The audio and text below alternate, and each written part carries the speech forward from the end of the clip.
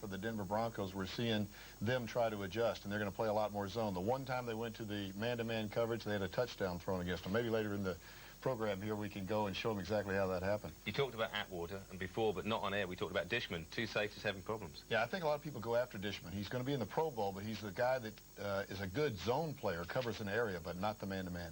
All right, excellent. Well, we're going to go back to Mile High Stadium now. The score is 14-7, and this is a great game. Enjoy the second quarter.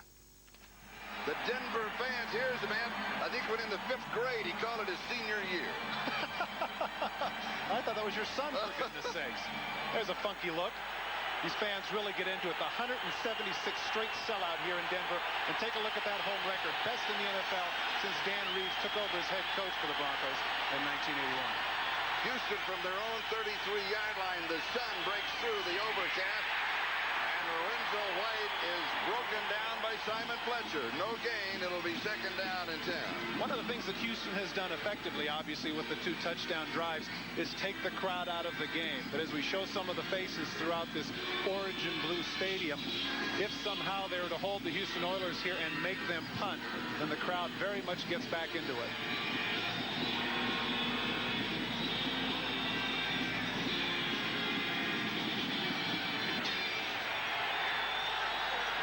Lorenzo White, 5 carries, 17 yards. Notice he loves to run on grass. You can fall down and you do not have to worry about hurting yourself. Moon slips away from the pressure, sets and throws pass. It's complete. This is Gibbons who goes out of bounds after 27 yards. Dennis Smith hit him inside the 40-yard line. Jeff Mills was the man who slipped around Lorenzo White, was putting the pressure on. People forget Lorenzo White completely misses Mills, and people forget that Warren Moon was one of the best running quarterbacks when he was up with the Edmonton Eskimos, throwing for 5,000 yards a season. Nice athletic play that he makes to get to Gibbons. Now Gibbons is just going to run completely across the zone unmolested. No chuck at the line of scrimmage, nobody there in the middle. He hesitates there, assuming there's somebody, but there isn't. And Gibbons with a big gain for the Oilers. And like most of the teams against Houston, they sit in that zone, force the throw underneath, then try to punish these little receivers. Moon with pressure throws to Jeffries, who has scored one of the 2 touchdowns for the Oilers. Just inside the 30-yard line. It is close to the 1st down. Take a look at the middle of the field if you can.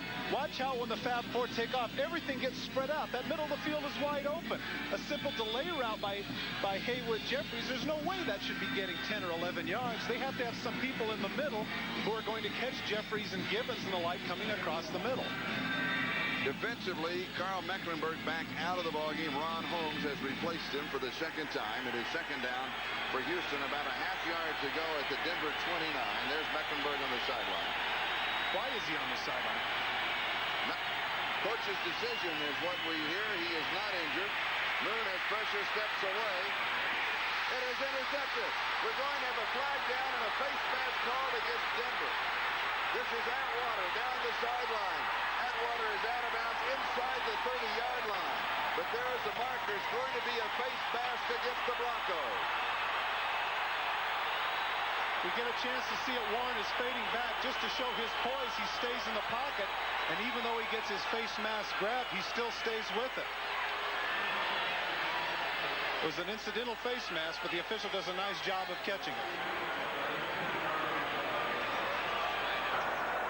Personal foul, roughing the passer, 52 defense. First down.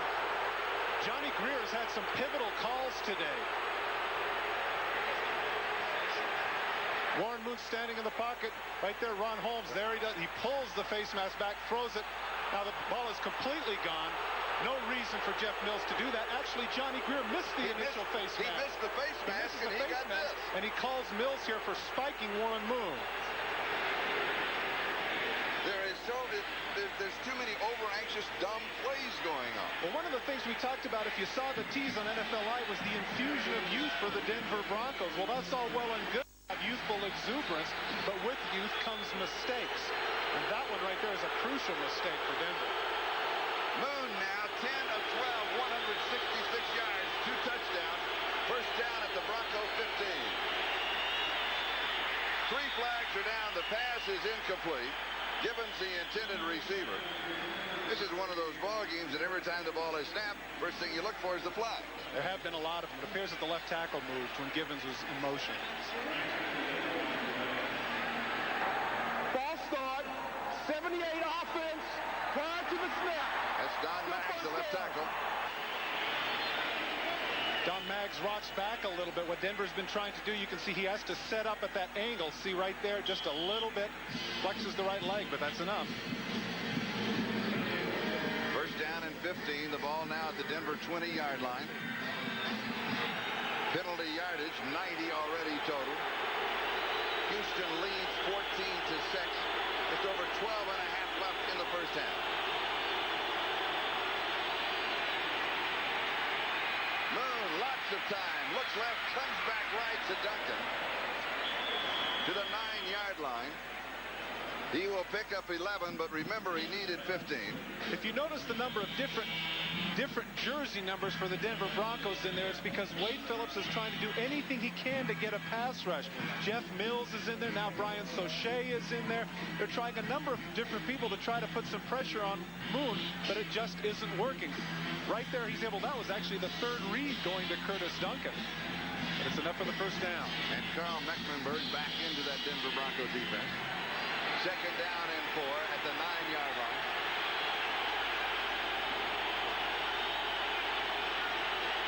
Gibbons is in motion. No pressure. Pass is complete to Duncan at the 6-yard line. He'll go for 3, so it's going to be still third down and a yard. This time Dimry was there to stop him. At this point of the game, I'm interested, Charlie. Do you think this is 4-down territory? Because you know that the Houston Oilers do not have a 3 tight end set. They don't have a big bruising group to go in there.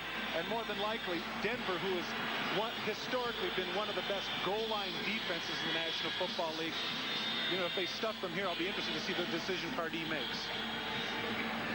That is a tough decision. You think it's too early in the game? You're on the road. And if you throw for the touchdown, you could put them away. Third down and 1. Houston 3 of 3 on third down conversion. Goes back right. Touchdown. Curtis Duncan. We'll never know if they would have kicked it on the board. Let me say the names right now so you can appreciate them.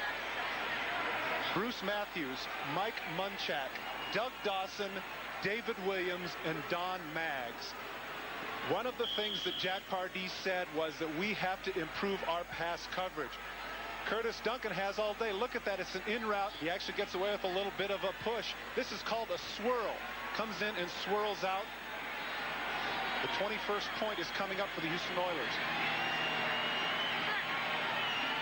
Good snap, good hold. Del Greco good. Houston 21, Denver 6. Back with a kickoff in a moment.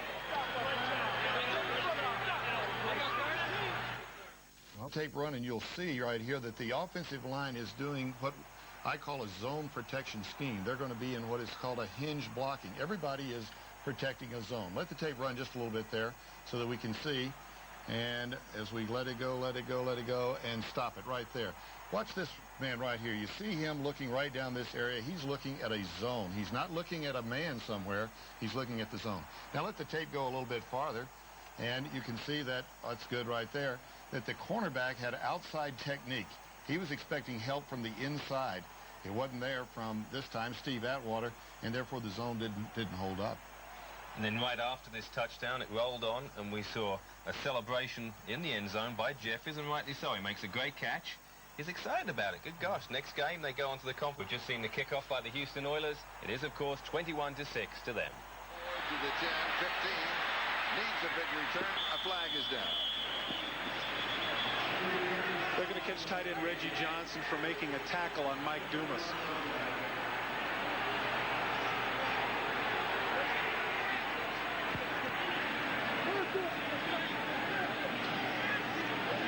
So Johnny Greer and his umpiring crew have really had their work cut out for them. This, by the way, is not the regular crew. 38 on the receiving team. Still first down. All the officials are graded by position for the playoff games. And so this crew coming together because they graded amongst the highest. Well, let me tell you something. They're earning their money today. They really are. Really, I mean, not just the crucial calls that Johnny Greer has had to make, but the number of times when side judges and back judges and umpires have had to step between 280-pound people to stop the fisticuffs. So with the penalty, Denver will start from their own 10-yard line. Denver's total offense is 59 yards.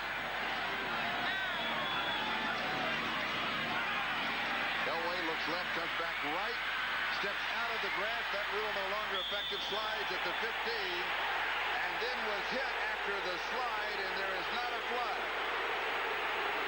There should be a flag on that play. Let's look at it again. Al Smith came down on it. Charlie, I'm not so sure because John Elway was one of the few quarterbacks in the league who usually doesn't slide. If you remember earlier in the season when they defeated the Minnesota Vikings, he had a 15-yard run where he lowered his shoulder and ran over a guy.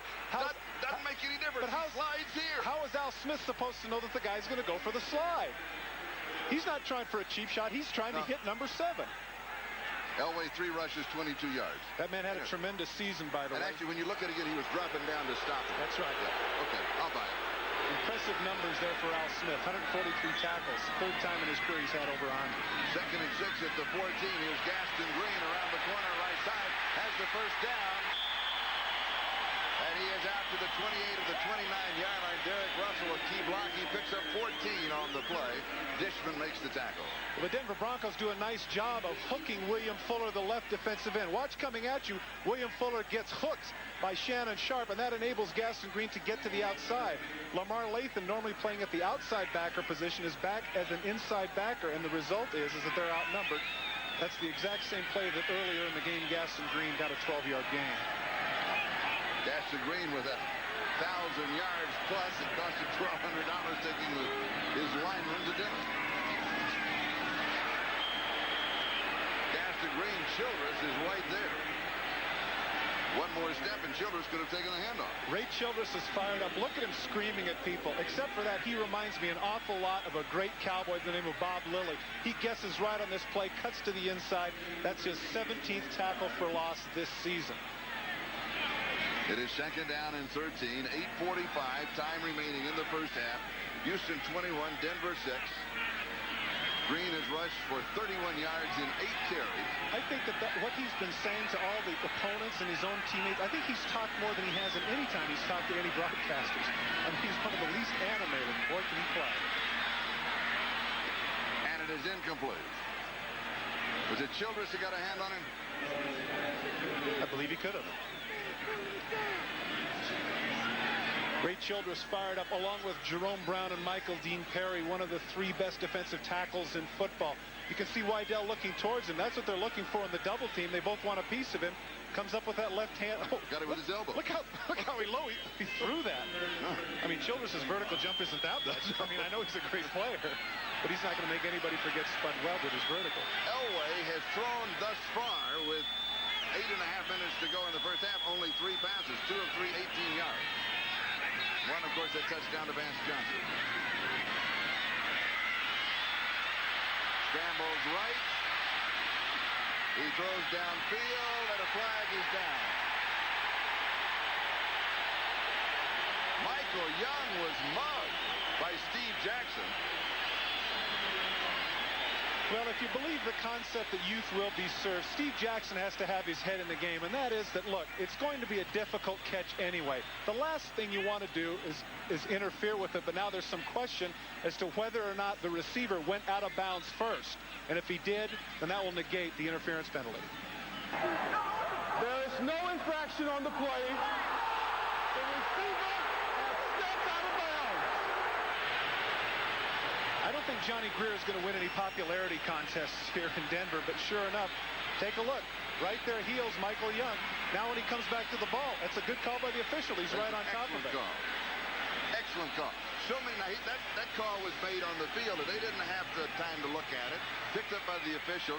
There's a tendency to get on the officials with instant replay, but when they do something like a tough call, and they made it. Good. And an unpopular call, too. Yeah. A lot of times it's easy to let that go. Pressure on Haran. He gets it off. And Coleman takes it at the 37-yard line. 38 yards on the kick. Back in a moment.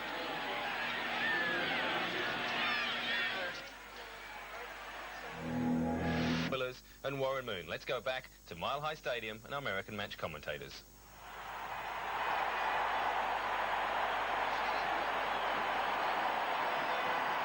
And right now, the Denver Broncos have a scenic wonder, wondering what is happening to them. They're trailing 21-6 with 8:07 left to go in the first half. And Houston with the first down at their own 38-yard line. Gibbons is in motion. He is the only one of the Fab Four receivers not to have a touchdown. Moon throws, and this time it is Tony Jones, one of the backup receivers, who makes the catch. Speaking of the Fab Four, you can see their seasonal numbers here. Combined catches here of 315, more than all of the Denver Bronco team combined. And look at their numbers today. They have not disappointed. As you mentioned, Gibbons the only one without a touchdown. Little Tony Jones there, who made the catch. He intersperses with Curtis Duncan. At 5'6.5", 139 pounds, all you mothers out there, don't worry about it. If your kid's a little bit small, you can play in this league. It helps if you're fast and have good hands. And here is White, and he is driven back. He is met by Cragen. When we talked with Bruce Matthews yesterday, the center for the Oilers, he said one thing about playing across from Cragen: you're going to have to play the whole ball game, because he comes ready and he never lowers his intensity regardless of what else is happening. Well, some of his teammates have to up their intensity, because on the drives thus far where Houston Oilers are concerned, we haven't seen Greg Montgomery. There you get a chance to look at Greg Cragen, the 7th-year veteran out of Logan, Utah. Take a look at the position. There we can see Carl Mecklenburg looking a little bit fatigued already. Warren Moon, 14 of 16. Already he has thrown for 205 yards. Will have a false start. Moon has thrown for 3 touchdowns. 6.5 minutes left to go. Prior to the snap. 63 offense. Second down. Charlie, in the game that we had, that you and I actually broadcast, the first time the Houston-Denver game was, as you're going to see Mike Munchak with the flinch. In the first half, Warren Moon was 11 for 15 for 200 yards. And so I think everybody anticipated being here in Denver that things were going to change. That was clear back in October. That has no relevance to today. Wrong. It's relevant. Again, 14 of 16, 205 yards, 3 touchdowns.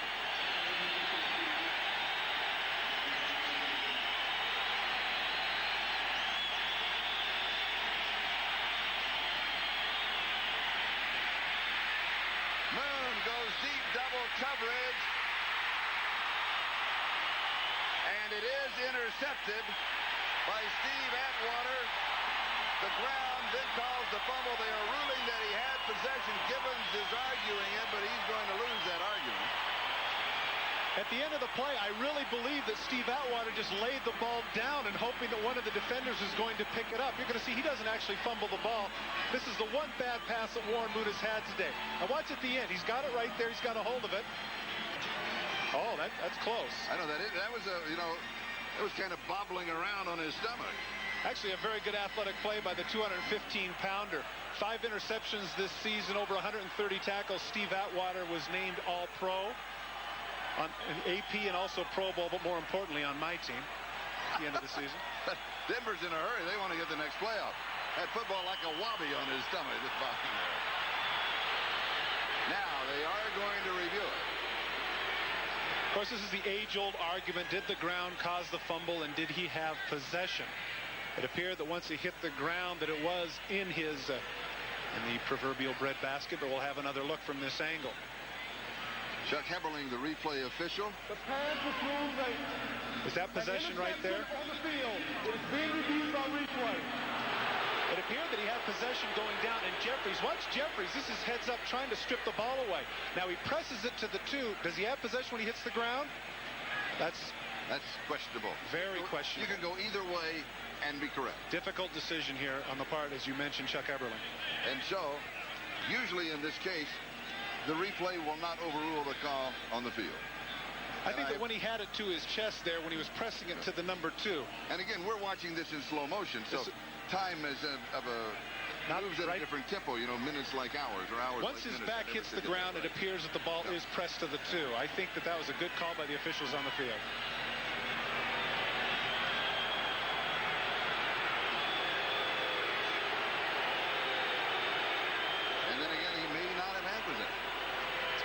they're taking the full 2 minutes to debate it. Yeah. Watch the right hand. Yeah. He has it right there, but he hasn't hit the ground. Now, just as he hits the ground, the ball starts to come out.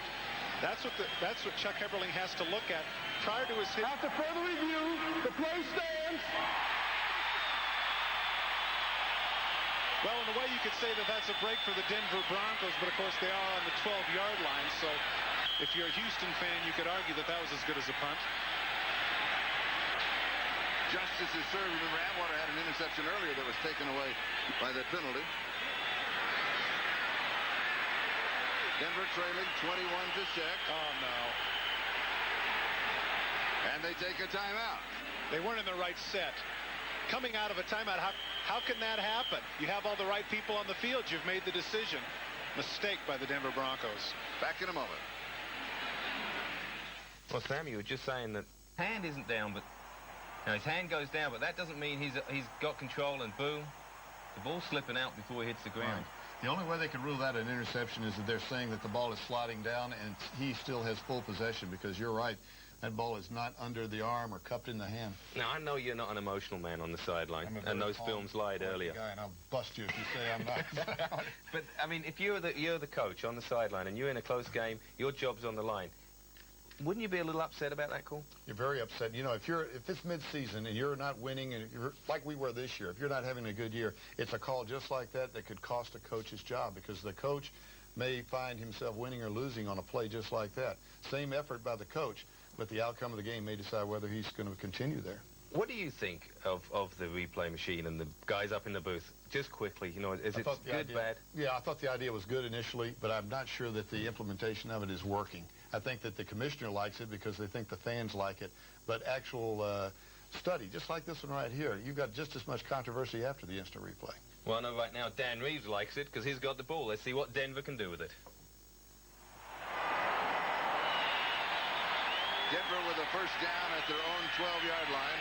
Denver now with 2 timeouts remaining in the first half, and Houston with 2 timeouts remaining in the first half. Here's Gaston Green. The surge over the left side. He's going to pick up 6, maybe 7 yards on the play. Lee Williams in the tackle. Let's go back to what caused that last timeout. Well, right here you can see Shannon Sharpe is not in the right position. Take a look at John Elway pointing him to the right and then pointing him back to the left. Now, where are you going? No. I gotta get over here someplace. Come on, get over there. Now Gaston Green moves. Now Shannon Sharpe moves. You can't understand it. We just have this play, for goodness sakes. He has to call timeout. Dan Reeves, needless to say, not terribly happy with him. Both jawing with one another on the sidelines. Second down and 5.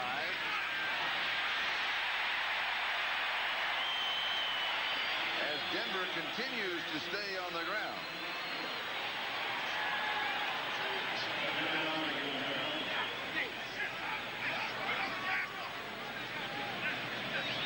Gaston Green wanted to work out. He's certainly getting it, isn't it?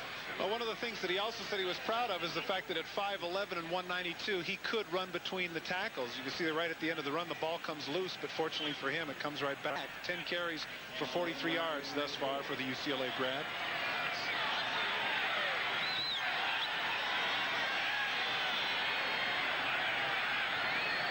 Steve Sewell is now the remaining back in this first down, and the pitch is to Sewell. He's going to throw it, and he does. The pass is complete, and out of bounds at the 35-yard line is a touchdown-scoring Vance Johnson, who told us he was going to be more involved in the game, that he was going to catch a lot of passes. When we asked Dan Reeves about it, he said, "Oh, he'll be involved." But I think he knew what he was talking about. Steve Sewell is one of only 2 people this season to have rushed for a touchdown, caught a touchdown, and thrown for a touchdown.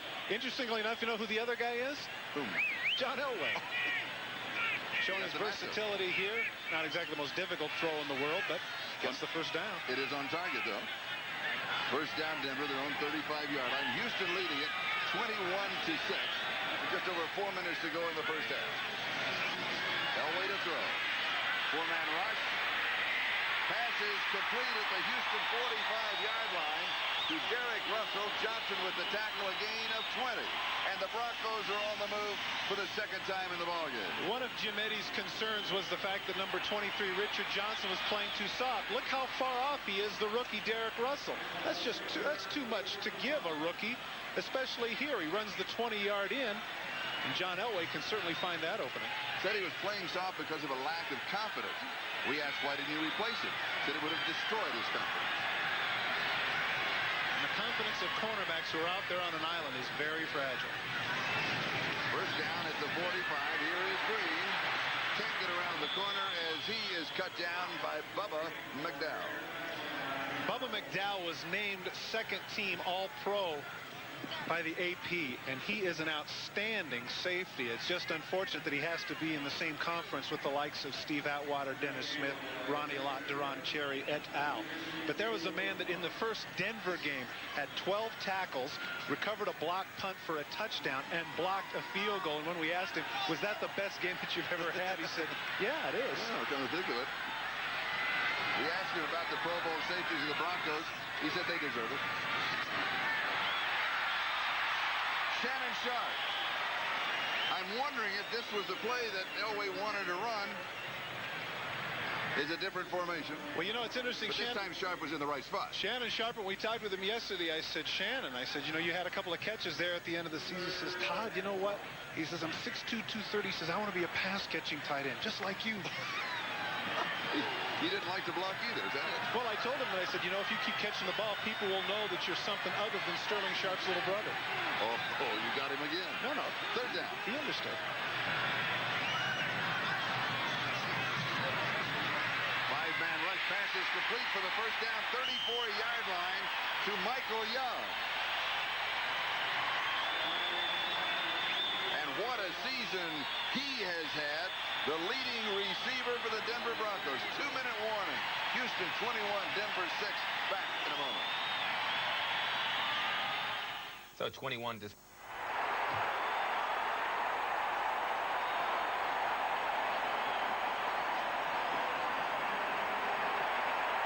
Is going to sack.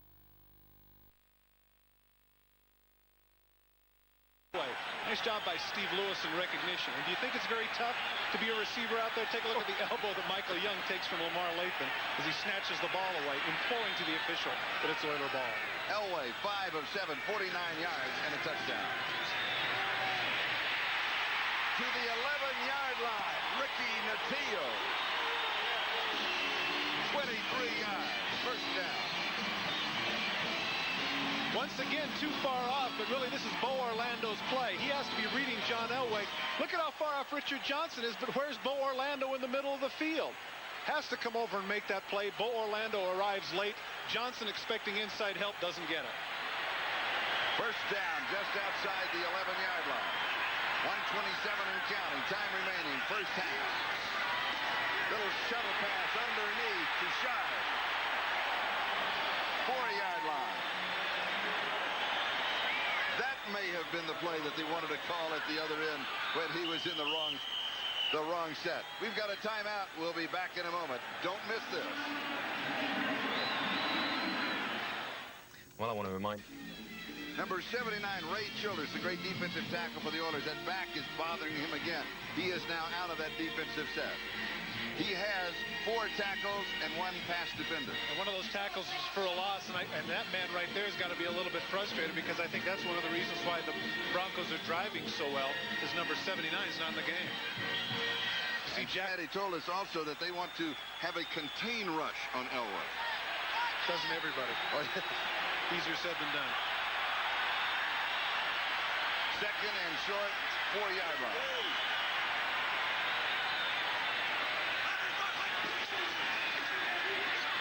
Elway throws to a 1-yard line. Flag is down in the end zone.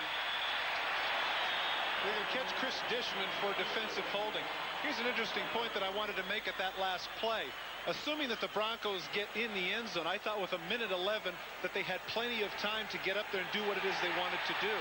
What happens now is with the defensive holding of Dishman, now if they get it at the 1-yard line, regardless of what they want to do, if they score on, say, the first play, then there's going to be time left for the Houston offense. Holding, 28 defense is declined. First down. Chris Dishman, all-pro cornerback this year. You can see he's going to get tangled up with Russell. Now watch Russell push off. He knows he's going to the outside. That's ticky-tack. You gotta give the corner that much of an edge. That's ticky-tack. You never saw the jersey get pulled out. Dishman 6 interceptions, 7 straight games this season where he had a turnover. Keith Traylor, the linebacker, is the lead blocker. Greg Lewis, the ball carrier, the rookie from Central Oklahoma, number 54. Keith Traylor, 6'2", 260 pounds. In that set is the fullback. The reason is Robert Perryman, as you know, out a few weeks ago because of that knee injury. Well, that's all well and good, but he didn't do the job that time. Al Smith and company came in and stuffed the offensive line of the Denver Broncos. But now, one thing is happening that you were talking about is that the clock now is moving. And they have a second down. They have plenty of time. They don't want Warren Moon and company on the field. In the second half, they can help it. But Moon will have 39 seconds. Denver scores.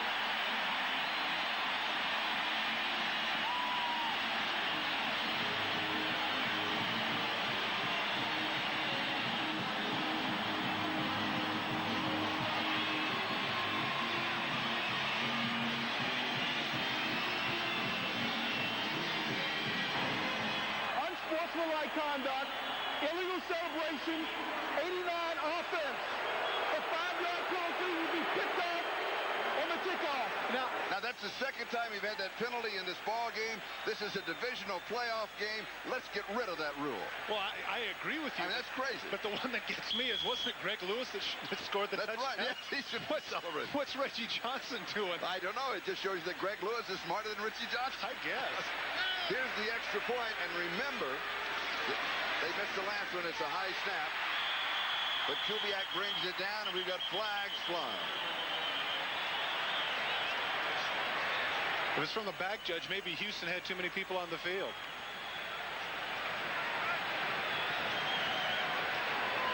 And we still have those 39 seconds remaining in the first half.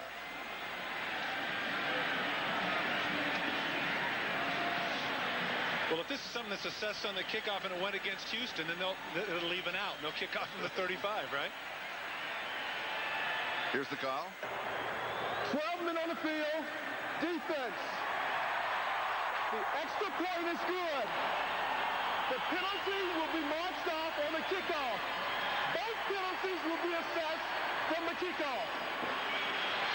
So now does this mean they go back to the 30, make the motion, and then come all the way back to the 35? Very demonstrative. Take a look at the lead block by Keith Traylor. Does he do the job this time? Is he ready to move to the offensive side of the ball? Watch number 54 coming in on the other 54. Well, he gets stuffed in the hole, but he occupies Al Smith long enough for Greg Lewis to fall over for the 6 points. That's one of the most competitive men I have ever met, Dan Reeves.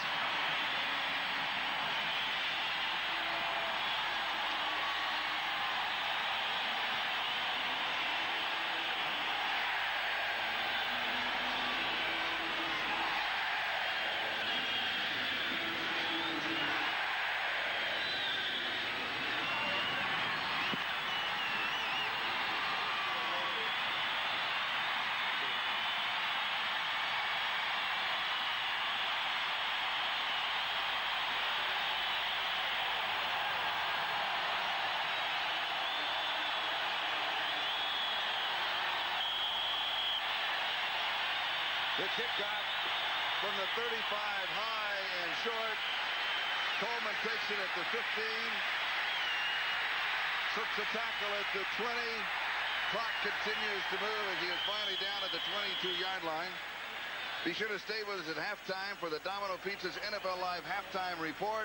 Bob, Bill, Will, and OJ will be along with the first half analysis, along with interviews with some of the Washington Redskins talking about their victory over the Atlanta Falcons, as well as a preview of tomorrow's big game between the Bills and the Chiefs, and that's all coming up at halftime. And in case you missed it earlier, Washington defeated the Falcons 24-7 in the rain in the nation's capital. You know, because of the fact that they had the short kickoff, if they would have had a little bit better return, I think they would have gone for it with 32 seconds left, but I'd be very surprised here if the Houston Oilers don't just sit on it, go into halftime content with an 8-point lead.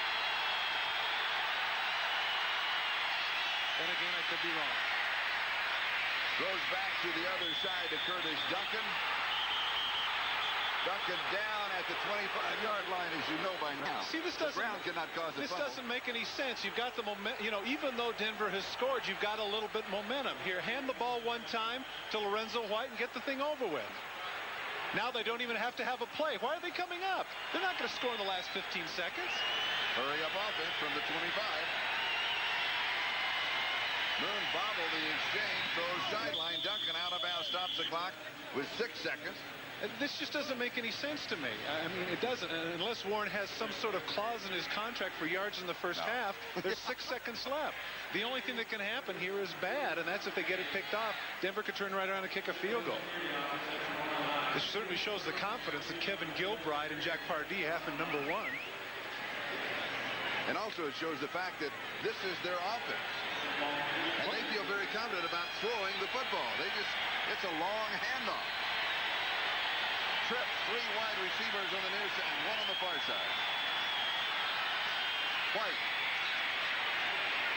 just across the 40-yard line, and that will run out the time in the first half. Denver with the momentum at the end of the first half, but they trail 21-13. I think the Houston Oilers had it early, but certainly that touchdown by Denver has to give them some momentum heading into the second half. We look forward to the second half, but right now let's go to New York and Bob Costas. Bob?